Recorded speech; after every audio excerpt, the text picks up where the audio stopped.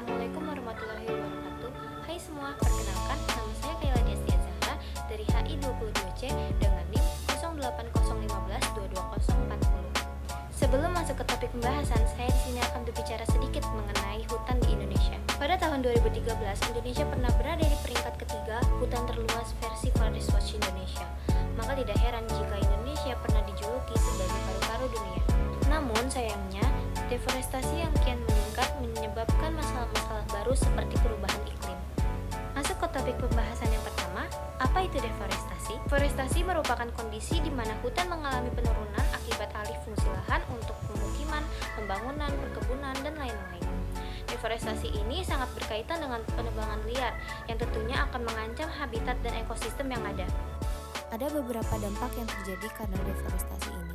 Yang pertama, perubahan iklim. Deforestasi dapat menyebabkan peningkatan kadar karbon dioksida di atmosfer yang dapat menyebabkan terjadinya perubahan iklim. Yang kedua, kepunahan flora dan fauna.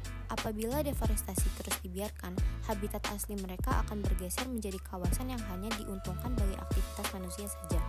Yang ketiga, terganggunya siklus air.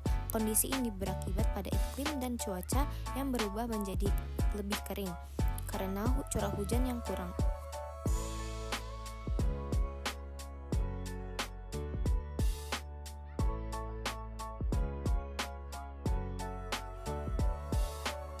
Jika menelisik data, faktanya deforestasi yang terjadi di tanah air tidak sampai 12,5 juta hektar menurut data Badan Pusat Statistik BPS dan Kementerian Lingkungan Hidup serta Kehutanan Republik Indonesia KLHK dalam 7 tahun terakhir 2016-2022 terakumulasi seluas 2,34 juta hektar.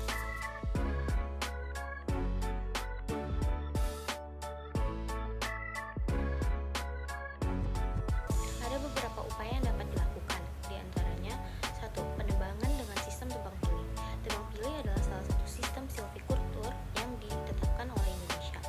Sistem tebang pilih ini menjadi salah satu sarana utama dalam mewujudkan hutan dengan struktur yang sesuai dengan lingkungan dan terwujudnya pengelolaan hutan yang berkelanjutan. Yang kedua ada reboisasi dan penghijauan. Upaya reboisasi dan penghijauan yaitu melakukan penanaman kembali kepada kawasan hutan. Strategi ini tertuang di dalam RPJMN 2020-2024 dalam upaya mengurangi kehilangan hutan, yaitu mengurangi tingkat deforestasi menjadi 300 hektar per tahun. Yang ketiga, pembentukan REDD+.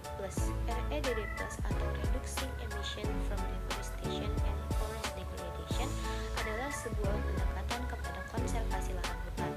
Metode yang diambil menggunakan skema keuangan dan dalam melakukan konservasi hutan yang menjadi usaha yang dapat memberikan keuntungan atau penghasilan dibandingkan melakukan penebangan hutan melalui pembayaran.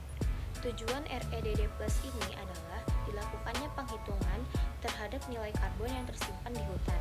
Upaya yang dilakukan berupa penawaran kepada negara berkembang dalam upaya mengurangi emisi dalam rangka investasi jalur rendah karbon.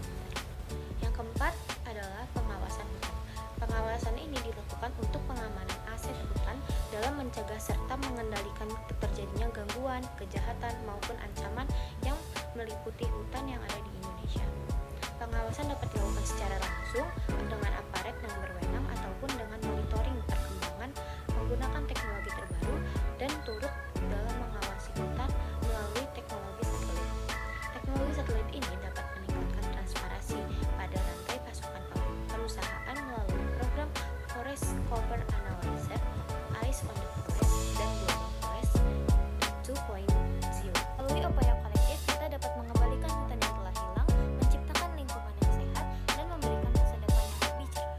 Untuk mengatasi krisis deforestasi ini, maka diperlukan juga kerjasama global, kebijakan yang bijaksana, dan komitmen nyata dari semua pihak. Terima kasih telah menyempatkan waktu untuk menonton video ini. Semoga kedepannya kasus deforestasi di Indonesia menurun, dan jangan lupa bahwasannya masa depan pohon, hutan tergantung dengan apa yang telah kita perbuat pada saat ini. Jadi mari kita tingkatkan rasa kesadaran akan masalah lingkungan dan mempertahankan negara kita. Sekian yang dapat saya sampaikan. Assalamualaikum warahmatullahi wabarakatuh.